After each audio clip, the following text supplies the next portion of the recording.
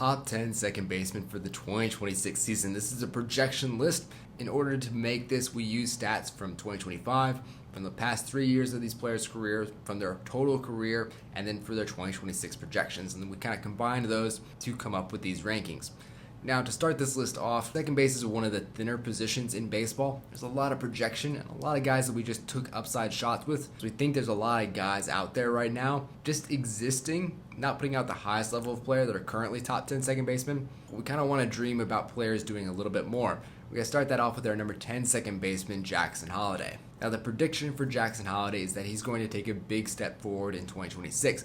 Mainly when it comes to his consistency. We've seen him play really well for short periods of time. He's shown those flashes, but he hasn't put it together, obviously, for a full season or even for like a couple months at a time. Now, I do think the Orioles lineup in general is going to be a lot better. I think their hitting approach as a team is going to be a lot better. That's really going to help him. I think just having more consistent hitters behind him in that lineup, as he's kind of the leadoff guy, will help. Obviously, he's got the ability. I'm not just saying that because he's a top draft pick or because of who his dad is. We've seen it on the field. We've seen the home runs. We've seen the defense. We've seen the speed. The tools are there. He's just got to put it together for 162 games. Now, our number 9 second baseman for the 2026 season is Marcus Semien, now of the Mets. He is an incredible defender, but I'm getting a little bit worried about his offense. He was a league average hitter in 2024, below a league average hitter in 2025, so you have to go all the way back to 2023 when he really hit well. I'm not really sure that's going to bounce back in 2026.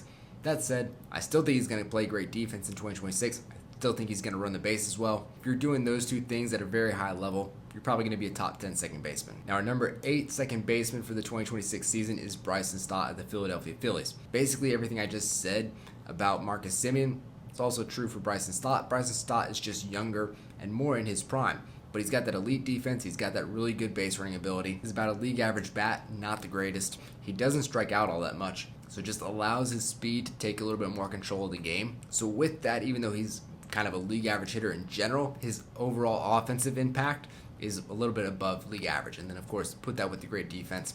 He's our number 8 second baseman. The number 7 second baseman for our 2026 season, we have Xavier Edwards of the Miami Marlins. Since switching from shortstop to second base, his play has improved immensely. He went from having -7 outs above average at shortstop last year to 9 outs above average at second base. So, moving to second base has made him an amazing defender all of a sudden. I mean, in just 96 games played, he put up more defensive value than Bryson Stott. And we consider Bryson Stott to be one of the better second base defenders in the league. Now, Xavier Edwards also has incredible speed. He stole 27 bases last year. And similar to Jackson Holliday, there have been flashes on the offensive end. There was a point in time where he had a 127 WRC plus that didn't last. That was very early on in his career.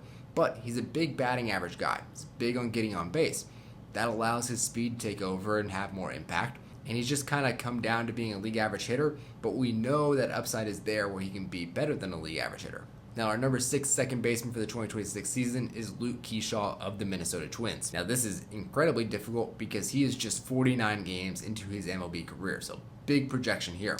But he played so great when he was on the field. I mean, we saw him hit in a way that we have not really seen Jackson Holliday or Bryson Stott hit at any point in their career. And honestly, he hit in a way that I don't really trust Marcus Semien to ever be able to hit at again either. It's definitely the most offensive upside we've seen from anybody on this list so far. 134 WRC plus last year. Projections still have him around a 113 WRC plus for 2026, which is lower, but still way above what we have for a lot of other second basemen around the league. Now, our number 5 second baseman for the 2026 season is Brendan Donavan of the Seattle Mariners. Now, I think we're taking a big step up here because everyone we've talked about to this point on this list is either projecting what we think they can do that's going to be really good, or just somebody that's trustworthy that we don't really think is going to do anything too crazy. Here on up, though, we get into players who have proven their upside and are projected to also repeat their upside. Brendan Donovan is the perfect example of that. He had a 119 WRC plus last year. He's projected to have a 119 WRC plus again this year. He had 2.9 WAR last year. He's projected to have 2.9 WAR this year. He's a great hitter. He can get on base. We've seen him play good defense. He's gotten some gold gloves in the past. Hopefully the Mariners will have him a little bit healthier. He played just 118 games last year. Now, our number 4 second baseman for the 2026 season is Bryce Turang of the Milwaukee Brewers. He was an offensive threat in 2025. He had a 124 WRC plus. His defense was really good in 2024. It oddly took a big dip in 2025.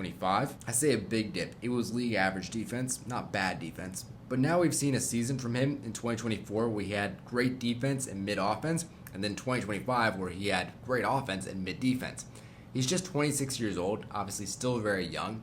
Hopefully he can start to put those two things together, and if he does both hit well and defend well, that would make him an elite second base presence in the game. Now, the number 3 second baseman for the 2026 season is Nico Hoerner of the Chicago Cubs. Nico Hoerner has elite defense, and he is elite on the base path.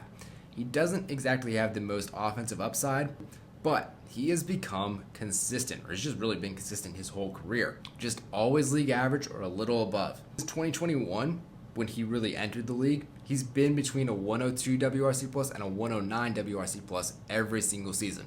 He's 28 years old now. No reason to think anything's going to drop off there because of the age. He's just fine in his prime. And when you put that with the elite defense and the elite base running that he's had every single year that he's been in the league, you get the number 3 second baseman on our list. But the number 2 second baseman on our list is Jazz Chisholm of the New York Yankees. Jazz had a 30-30 season last year with a 126 WRC plus. He is a threat at the plate.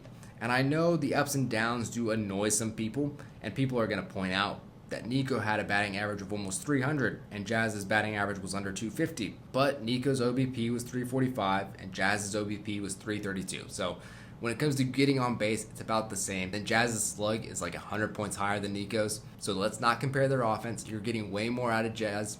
It's explosive, it comes in spurts, but it's way more game-changing. Among all second basemen, nobody got more bases per plate appearance than what Jazz Chisholm did last year. So that's a big plus too.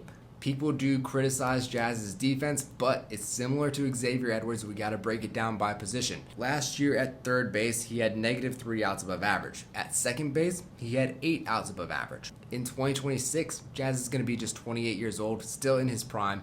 I also think he's going to be at second base more consistently, and I expect him to bring that same explosive value in 2026. Our number 1 second baseman for the 2026 season is Ketel Marte of the Arizona Diamondbacks. He had a 145 WRC plus last year. He's still projected to have a 132 this year, which is so much higher than all the other second basemen. His defense took a dip in 2025, but historically, he's been a good defender too. But either way, even without his defense, there's no other second baseman that's really doing what he's doing on the offensive end, where he could be a guy that could honestly lead a team offensively. That's just not something you get very often at this position, and that makes for a very special caliber of player. Make sure to follow and come back tomorrow for our top 10 shortstops.